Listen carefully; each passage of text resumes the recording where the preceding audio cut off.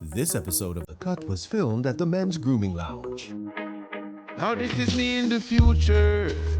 Always want to prove a point.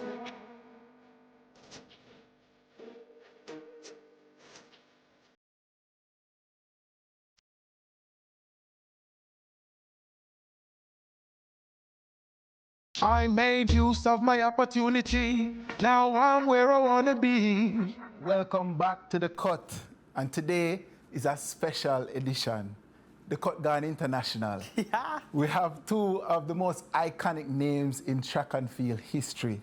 Two of the greatest US athletes are here with me. To my right, gold medalists, world championships, accolades can't count, Justin Gatlin. Go on. Appreciate having me, man. Enough respect, enough Thank you, man. respect. And to my left, oh, the iconic, the beautiful. Oh, thank you. Gold medal winner, world championships. I mean, so much, so much, so much. We develop her in Jamaica, you know, Yes. and send her for go tear down fire, claim you know. me, claim me. Right? We can claim you, right? Claim me. Sanya Richards Ross. Yes, thank you for Welcome having me, Wayne. to Thank the you. Cut. Excited to be here. Oh man, I'm so happy. I feel so blessed that to catch both of you on the rock at the same time. It's actually surreal for me. I mean, like, I'm a little easier to catch right now than she in the situation she's in right now. Yeah. But congratulations. Thank you, thank you, I thank know, you. no, it's a lot of firsts happening right now. Yes, so yes. first international cut episode, first actively pregnant Yeah. guest. We like being the first. Yeah. How you feeling? How you feeling? I'm feeling good. I am still taking it in that I'm about to be a mother of three. Yeah. I didn't think I was going to be one and done. So Really? yes, I really did. Aaron so had different plans. Aaron had different plans. But no, it's been, my second son has been such a blessing to our entire family. So I'm looking forward to this little one. I don't know if it's a boy or girl yet. Really? I'm praying for my girl because I have my two boys already, but we'll see what God has So in you're store. going to wait, or we're going to have a No, big but splash no, on big- social media? Big splash. Tune in. Yeah. Follow me on social. Oh, we're looking forward to that because Thank the you. announcement with the Yes. Kendrick Lamar, that was Yeah. a crazy Oh, skit. thank you. No, Thank no. you. So do you plan your content? I do. Yeah? I do. I love creating content. Like that is like my second passion. So yeah, I plan it all out, and sometimes I film it myself. Sometimes I have a videographer. But yeah, it's all very strategic. Yeah. No, Have you seen her coming to America? Was it a party? birthday, right? It was a My birthday. birthday. Yes. My birthday. Yes. No, Amazing. when you talk about Sanya, you talk about glam, you talk about over the top. Top tier. Top tier. Top tier. Thank top you guys. tier. Thank you guys.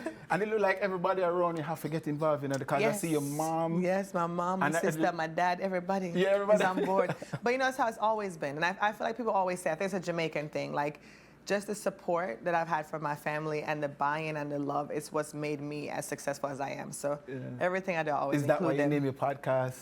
The Real Close Friends. Real Close Friends. Yeah. You look like you have a like tribe. Yeah, thank you. That's around you and Thank you so supportive much, of you. yes. And yeah, it's impressive, man. Thank you. Justin. Yeah. The man, the myth, the legend. I don't know, like we had Bolt, right? And we were happy because Bolt had the name and it was intimidating. Bolt is like lightning. But then in Jamaica, when you talk about Gatlin, you're talking about the first machine gun. So your name was like very, very intimidating in its own little way. Like the rivalry was just so crazy. But I want to find a context, put you in context for everybody who is seeing this. I want to talk a little bit about your formative years, you know, when you realize that you were the fastest kid on the block, all of that. I want to go back to the beginning. I mean, I knew I was fast. Probably also saying you learn at an early age that you're fast when you're racing the kids in the neighborhood or the kids at school.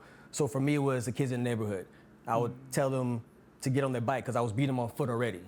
So I tell them to get on their bike, I still stay on foot, I still beat them. Still whoop them. Yeah, but I knew I was fast before I even knew there was track was a real sport though, you know? Right, so right. and I found the sport and I was like, oh, I guess this is where I need to be at. So was there somebody in your life who also spotted the talent and realized that this is more than just like him being fast, running at like sports days and stuff like this could be something bigger? Was there somebody there who kind of pulled greatness out of you from an early age? I would say my coaches. My parents, I remember coming home with my first jersey making the team, and I said, I made the track team. And my mom and dad looked at each other. and then they looked back at me and just bust out laughing. What? Because I was so lazy around the house. They're like, wait, They was our like, kid, no, not our kid you. can run? No Yeah. one doesn't even want to walk to the front door? Yeah. So I went to my first track meet and they came and then they saw the fire in my eyes, the intensity, and they always been fans since. But like the ones that really pushed me was like those early on coaches. They saw talent in me before I even knew what talent really was. So did you do track before you did football? Like which one did you do first? I would say I did track first. Okay. I did track first. But And then you know, but then you played football through high school and college? I do. I played football through high school. But not college? Not college. They wanted me to. But you focused full-time on track? Yeah, yeah. I saw the football players in college, they were like sharing the same crutches. One would get Yes. hurt this week, one would get hurt the next week, and I was Big like, you know what, facts. I'm good on Big that. facts. Yeah. You're a little bit more in control of your destiny Yeah. on the track. Yeah, I had Yeah. no broken bones. At that point, I was like, I'm not trying to get any bones broken. Yeah. So Sanya, what was growing up in Jamaica like? Because a lot Yeah. of people Yeah. don't know that you're a real homegrown, Yes, born I'm bred. always surprised when I meet people and they're like, I didn't realize that you were actually born in Jamaica. I say, yes, 12 Yeah. years I lived in Jamaica. Really? And I always tell people I feel like I got the best of both worlds because to fall in love with track here and to be nurtured by the coaches and the community, I think gave me a head start. You know, because you think about when I moved to the States, I moved when I was 12. So I think I went to 8th grade, 7th or 8th grade, and there was no like group track. You know, it was like hard to find a track team at that age. And I'm coming from running in a national stadium, you know what I mean, with Vas saying, Sanya, a champion. Prep champs. You know what I mean, prep champs. So you were dominating as a young athlete them times, right? Yeah, man, I went to Vas Prep and I was class champion girl. Champion girl. Every year. Really? Every year. So did you get a chance to actually run in champs in Jamaica? So I didn't do big champs because I did do 1 year. I went to Immaculate for a year. Shout out to Immaculate. Listen, Immaculate was the school to go to, okay? Yeah, yeah. That was the school. We had on our all the whites and our girls. blue tie. Yeah. We were the girls. Anyways, so my first year that I was supposed to compete, like literally the week before champs, I broke my wrist. So we're doing something at school, like a PE class or something, and we're doing like leapfrog. And I fell and broke my wrist. So I wanted to run so bad. So I ended up going. And I competed, but you know, not that well because I wasn't able to really use my arm, and then was calling me Brocan girl the whole time. Oh gosh, no. Good luck, Brocan girl. Jamaica, I gotta find a nickname for you, that's for sure. Yeah. So then, I didn't get a chance to really compete in champs, but I got a lot from being at prep champs and when I was at Vaz was the best. Vaz was, you know what I mean? We had top. great coaches, and so it sets a really strong foundation for me when I moved to the States.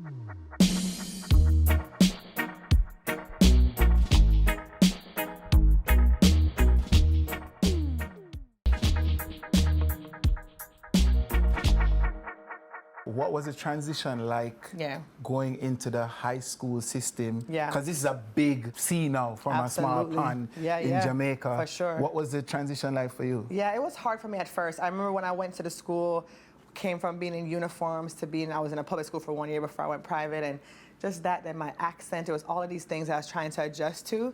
But I remember when I joined the track team, it was like, that was like my safe space, you know, and it made me feel like I belonged. I made a lot of friends, and so it made my transition from Jamaica to America very easy. And especially when you come and you just start win everything. Yeah. Because my middle school that I went to, they were like not on the radar at all, and I won the 1, 2, 4, and the 8. So we won like the county championship. So of course everybody loved me in the school, you know. So, but then her next chapter, she was at St. Thomas Aquinas, right? Yeah. which was legendary. Yeah, it's a great track and field high school in Florida. So it was like I couldn't have asked for a better. My parents just made all the right choices, you know what I mean? So I was always in a good situation to be able to be successful if I put in the work. I always hear about the college circuit as being like grueling, and it can make or break you. Like even great athletes with great potential go on the college circuit and get burnt out. For sure. What's the difference with athletes who kick on to going pro and those who don't make it after? Is it training, diet, knowing your body, coaching? What is it? I think it's actually training. We come from an era where we would go out and run the 1, the 2, the 4, the 4x4. So we were built for that, you know what I mean? So it was very hard to burn us out because we were so ready to go. You know, so that is different from the era that you see now where people more specialize in 100 or 200. And then when you try to throw them in something else, it's like, oh, well, I'm too gassed now, you know? I was reading somewhere where you opted out of your last 2 years of college to jump pro, and was that like a crazy decision back then? It was. It was. Like in our era, you go all 4 years and then you turn pro. Right. So I won the 1 and the 2 my freshman year, and then I backed it up my sophomore year, won the 1 and 2 again. So I was like, well, what else can I do in college? So it was time to go pro. It was like a gamble. It was like, you know your stock is high, so you keep gambling either in the college circuit and get injured and then your stock drops, or you just go pro and see what happens. Right. So didn't that jeopardize your scholarship at school, or even the opportunity to finish your and graduate? Not the academic side. So what happens is, yeah, your scholarship as a track athlete is voided.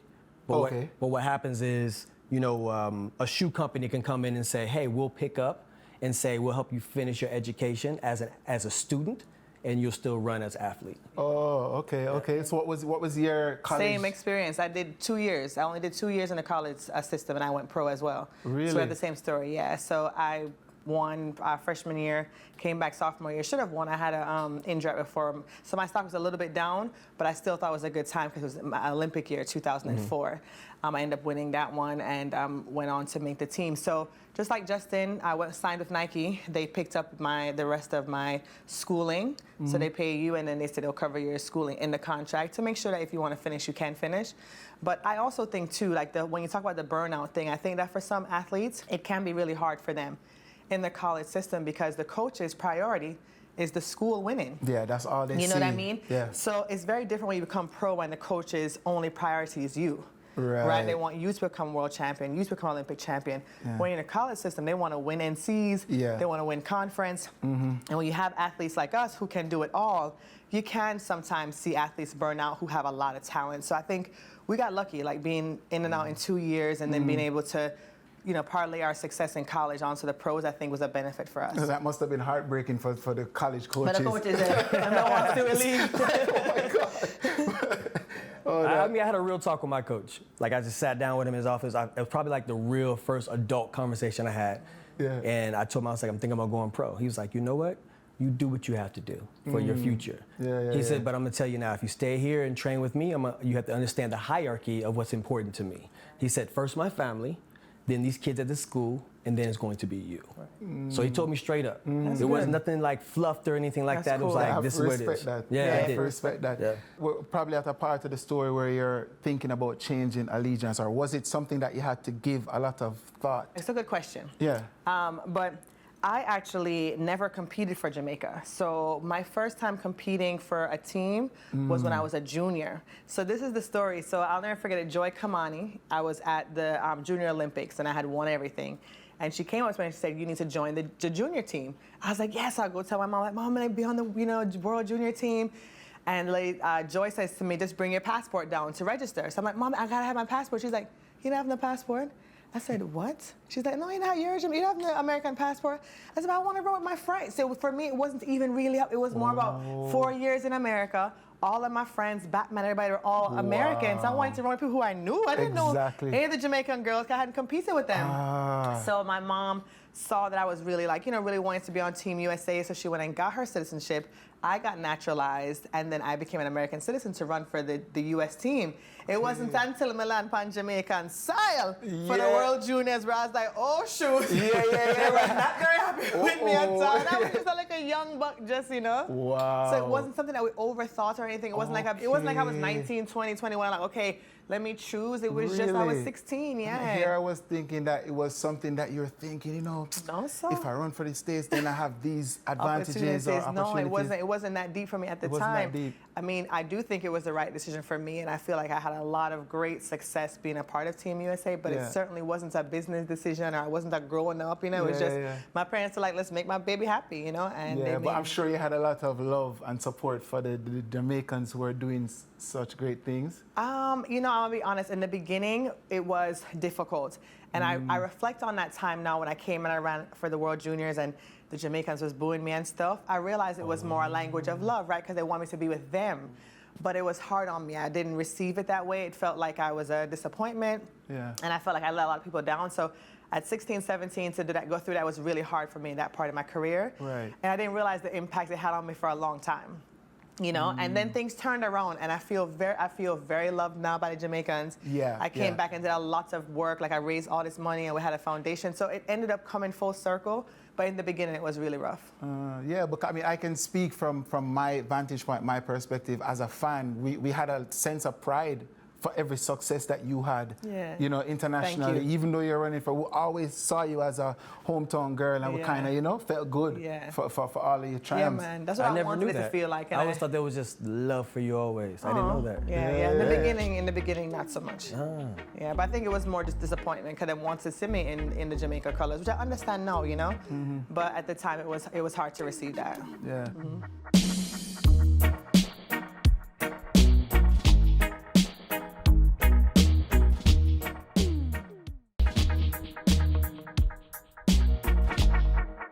Justin, you were flying high, right? Big athlete, and then every athlete's worst nightmare happens. You're told that you're tested positive for banned substances, and that must be one of the lowest points for a professional athlete. Absolutely, man. I mean, because you think at that point in time, and I was still young, so I was like early 20s still. So I'm thinking track is my whole life, my whole world, and then everything just goes dark.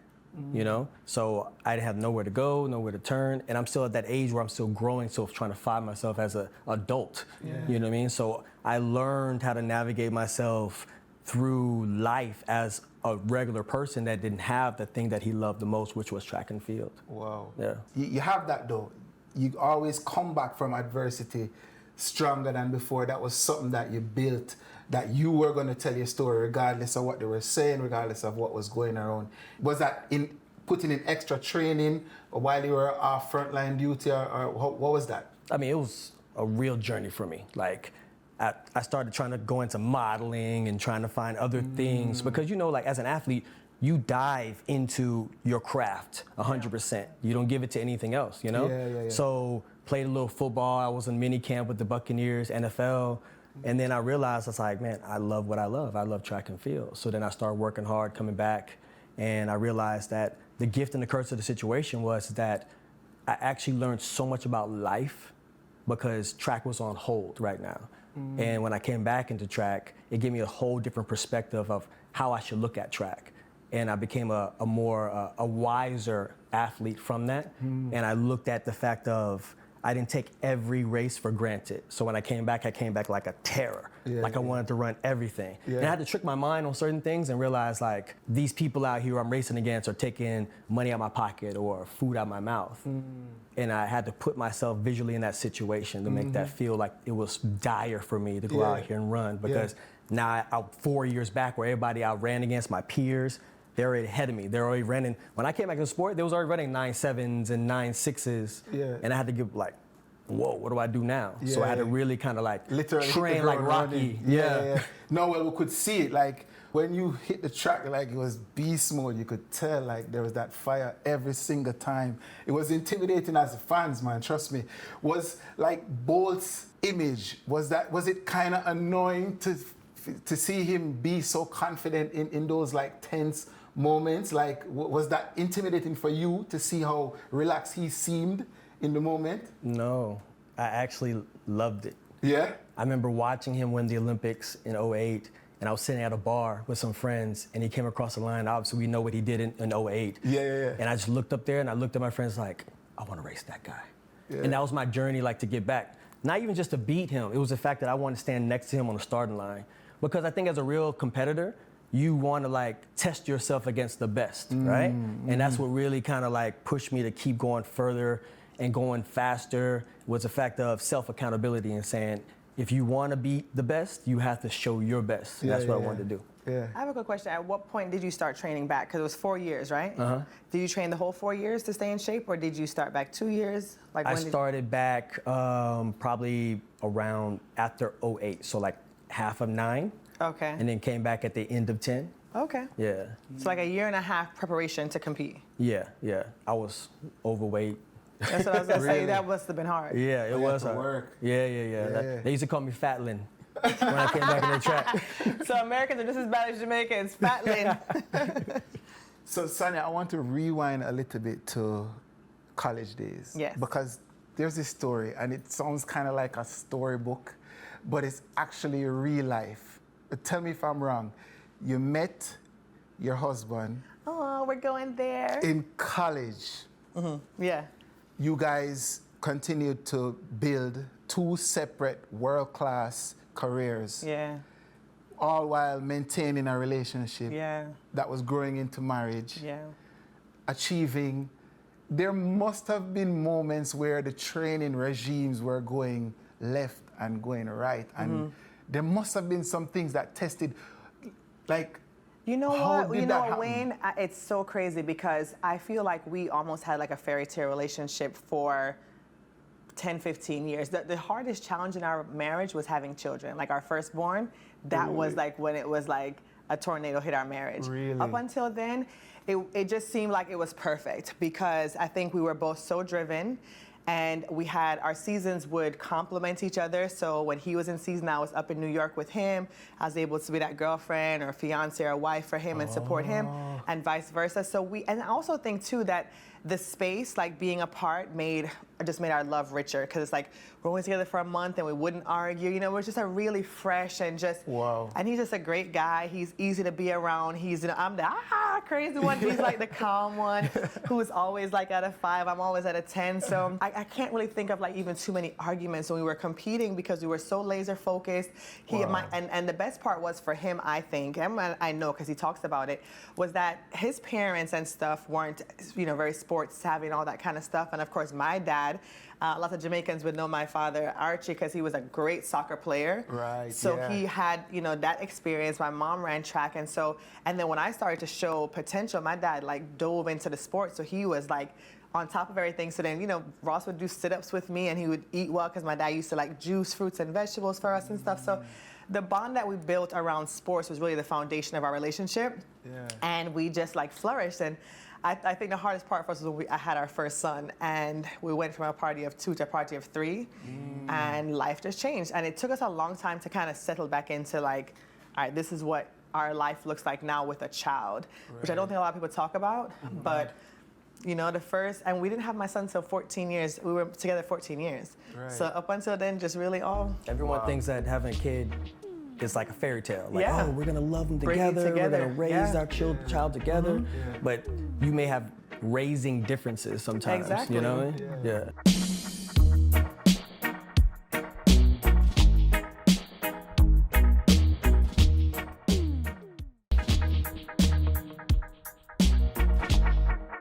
You have kids as well? I do have a 14-year-old and I have a 4-year-old. Yeah. Oh, yeah. nice. So any of the kids showing any signs of speed? Oh yeah, my son thinks he's Sonic. Yes, my eldest son is special. I think he's just, at first he was doing some soccer and he was good at that. And then we put him in like Taekwondo for the discipline and stuff and he did great at that. Finally, now he wants to play flag football. I'm like, oh. Okay. I was hoping he would stay with soccer just for the same reasons. I don't want my baby to get hurt, but I knew it would be hard to keep football away from him for too long, because of course. But of course. So he's just getting into that, and he loves it. He has, what I see in him already is that he's very fiercely intense. And intense, and he can focus in on stuff, and of course, right. I mean, look at the parents, right? and he has natural ability. So we'll see how he develops. But yeah, and then my little one's only 18 months, but he's already following behind Ducey and running, and he's gonna grow so much quicker. Quicker. And then of course this one is gonna be something else. But I we'll see. know. All right, I want to talk a little bit about what I call the greatest sprint rivalry of all times. Okay. With the Big Five. And tell me if I'm wrong with the Big Five. Okay. So I would say Asafa Powell, Johan Blake, Yeah. Tyson Gay, Yeah. and of course, Usain Usain Bolt. Bolt. That's a Big Five. That's big. And Five. That's a big 5 for you. That is a big five. Yeah, and there's some notable mentions, but that was the rivalry. That was a rivalry. Yeah. How mind-boggling was it for you that your 3 greatest rivals were coming from this little island with 2.5 million people? Like, It's crazy. it no maths. In Jamaica, we say no maths. The math's not mathing. The maths is not math's mathing. not mathing. How was that? Like, what was your idea of what was happening in Jamaica? Well, I thought it was cool, to be honest, because I mean, you look at the fact of the inspiration that came from Usain, and it kind of sprung into Johan, but the pioneer was Asafa. You know what I mean? Yeah. So you saw like how it all gelled together, right? You don't really get that in America. You know, like I never saw compete against Tyson other than when we turned pro, right? Okay. So we only get to see each other on a professional level. Yeah. So here on a smaller island, you get that synergy. You get that, oh, you know who's coming up next? You know what I mean? You get to see them rise to that occasion, right? So watching that, it was like, okay, like Jamaica got something. Jamaica got something really special. Yeah. I think it's also special the fact of, out of all those 5, right? And you look at the list of the top 5 athletes who are the fastest on the planet, they're all in the same era. It's not like one in like the 1970s or one like in the 90s. We're all racing at the same time. Well, it's interesting because I asked both. I said, were you messing around and running the world record in training, you know, for fun? And he was like, nah. The world record needs the moment. It needs the adrenaline. It needs a competition. Absolutely. And I didn't know that. I thought you were like, just can't wait to get to the meet because you were running the world record. No. But it had to have all the pieces. And as he said, that era was just electric. Yeah. And what is really cool to see is the camaraderie that you guys have now. And after all those tense, bloody rivalries, you know? And you get a lot of love from Jamaica, but it wasn't always like that. Finally, right? It was not always like that. But you were on record saying that people recognize you more probably in Jamaica than they do even in the States. Is that true? Absolutely. Really? 100%. Yeah. What does that say about Jamaican track culture? Oh man, it's glorious, man. I mean, to the fact of how much they love athletics, I think sports in general, right? Yeah. And they show love anywhere you go. I can walk into a supermarket, I can walk down the street, and people honk their horn, they'll say, hey, can I take a picture? And like that. It's constant, you know what I mean? So it makes you feel like all the hard work that you put in is being cherished by people who really care about it. Absolutely. No, absolutely, for real, man. So Sanya, I want you to give me your perspective. Your perspective is different on the magic that we have as an island where track and field is concerned. Because as you said, you spent your formative years here.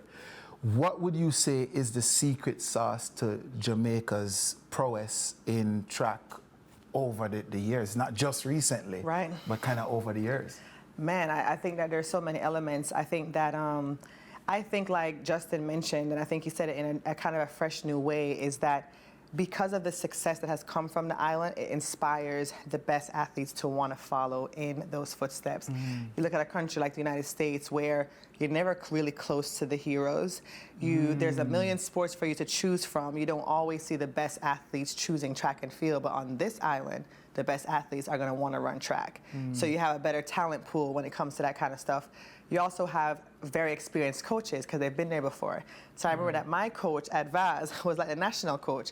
So imagine 7 years old, the national coach is pouring into me the same thing he's pouring into the national team. So I just think, and then of course I think that there's naturally people on this island are naturally fast. Like, you go around the country, you might go to certain places of Europe and they're strong, and you go to certain places in Africa and they're distant. So it's just all of those things that I think come together to make for this perfect storm where this little island can produce so much talent. Because even like someone like me who represents Team USA, there's so many Jamaicans who are also scattered on other teams. Who, if you were to collectively say is how much Jamaican really are win medal, it's true. It's even more than what we see actually repping in the green, gold, and black. So. Yeah, I just think it's a great place, and I think that we just need to continue to nurture that because the notoriety it brings to the country is just very special. And when people come here, they experience the people and the food and the music, and it's just a beautiful thing. So I'm very proud. How do you think, how different would your trajectory be if you stayed in Jamaica or stayed representing Jamaica? I don't know. I think the funny thing is I think I would have been a hurdler because because what happened was when I went to Immaculate, and a lot of times when the head coach has a specialty, they put the best athlete in that. And so my high school Immaculate coach was a really good hurdles coach, so he wanted to put me in the hurdles. Oh. And so short or long? Short at first, because I didn't start running 400 until senior year in high school. I cannot imagine you doing short hair. I know, and that's what he wanted me to do. And so, you know, I just never know. You know, if I'd have stayed on the island, like how would I have developed? If I'd have went to the States and run for Jamaica, what that would have looked like. I just don't know. Because I do know that Coach Hart, though, probably wouldn't have coached me in the 400 because at the time he was very much like very patriotic and wouldn't really coach anybody else but American athletes. So I know I wouldn't have probably been with Coach Hart had I chose to run for Jamaica. So a lot of elements to consider, you know? So I'm just so grateful that it worked out for me because I mean, I've dreamt of being an Olympic gold medalist my whole life and I got it. So I made the right choices, you know? Is the Olympic gold medal the highest point of success in your track career, bar none? I think so. Yeah, I think so as well. I think world records are amazing and they're right below, but that you can lose. An Olympic gold medal you don't ever lose. You know what I mean? I think it's also the fact of from childhood onto adulthood, it's across the board the same thing. As a kid, you say you want to win an Olympic gold medal. And as an adult, you say, that's my height. I want to get there. I want an Olympic gold medal. So it's the Olympic gold medal. It's kind of like how a musician sees the Grammys. Yes, like it's just for the sure. pinnacle. Super Bowl, Final, you know, Final Four, basketball, all that kind of stuff like that. Yeah. And your husband won. Yeah, he won 2 Super Bowls. 2 Super Bowls. Yeah. We're not talking about B team players. No, we're talking about. We're talking about in the Super Bowl final. Come on now. Like it's no joke. It's no joke. Trust me. I see where you have a special interest in the Caribbean. I saw you down in Trinidad for Carnival as well. I was. I'm jealous. I still have not made it to a Trinidad Carnival. Yeah, but you made it on the Love and Harmony cruise. He didn't make that. Were you on the Love and Harmony cruise? No, but I saw that. I was gonna say, yeah, it was so good. I saw that. Oh my God, yes. Okay, fair enough. So we'll switch. I'll do that, you did. Okay. Fair trade. So good. Fair trade. Yeah. So, all right, I know that you're also an author, you are an entrepreneur, you did reality TV. We do reality TV. We have like a family vlog, but it's very simple. It's not like film crew come in, you know, 'cause we have a lot of kids or whatever. Wait, how much kids do you have? I have 5 kids. What? Yeah. All right, cool. Yeah, me I chop. Me I do my thing. Me I do my thing. All ages. Wow. Yeah.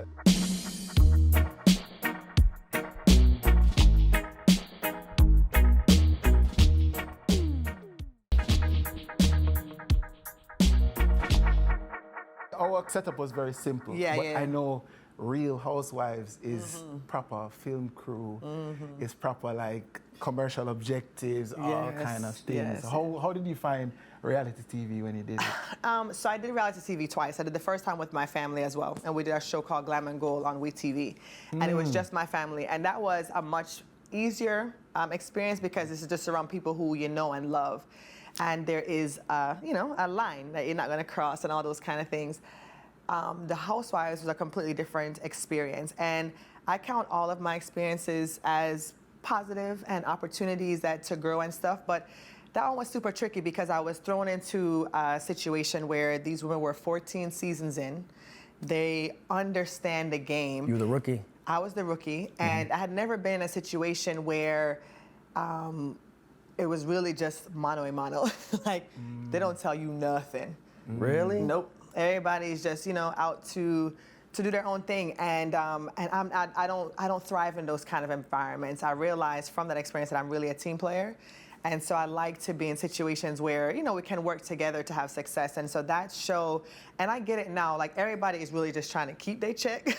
Yeah. And also too, it's like it's this idea where you want to come across as the best version of yourself, and sometimes that's at the expense of someone else. So it was a really tricky situation for me with an athlete mindset of like, well, we a team, like what we doing, how can we win together? That wasn't the vibe. So I learned a lot from it, and I feel like I have a lot of respect for the ladies, but it's like a unnatural reality. You know what I mean? It's like they put you in the most awkward situations and then say, what would you do? I'm like, I would never be in a situation. In my real life. You know what I mean? This wouldn't happen. So I don't know what I would really do. So it was nuts, but it's crazy because I thought hats off to those girls. I thought that would be your answer. It's crazy. It's nuts. It's nuts. It was so surprising to see you in that because I was like, man, this is not Sanya. Like I know. And then I was like, well, let's get some popcorn, watch who she gonna smack up. This is about to I know, And it's so funny because because they, of course, they came to me. I didn't audition for it. I didn't they came to me and asked if I would join the show, and A big part of it, to be honest with you, is that I wanted to show up on TV because I want to be what I want to see on TV. So, people always talk about, oh, these, and I'm like, well, then let me go out there and show positivity. Yeah. You know, You can be so the change. Yes, exactly. So that's what I was hoping for, to go in there and show black love, show black excellence. Yeah. But it's not a place that really cultivates that. So even as you're trying to, you find yourself like, well, that wasn't my intention. How did y'all spin into that? Yeah. You know, and then I have a lot of respect too. So it's like I was like trying to like make friendships, and I was like, I should have just cussed them out. Like I should. No, I realize that when it comes to family vlogs, you really have to control your narrative. Yes, Can't yes. afford people to be like staring you. Exactly. Exactly. And that's why, shameless plug, we are launching our own family YouTube channel. So we're gonna have Rolling with the Rosses. We just started it. Then we're going to launch on April 19th. So if you want to see my real family life, April 19th on YouTube, Rolling with the Rosses. I like the name. Do you like the name too? Rolling with the Rosses. That is swag. We like it. Thank you. All right, so I want to talk just a little bit about the career of an athlete, in the sense that most careers have like a longer shelf life than athletics. Absolutely.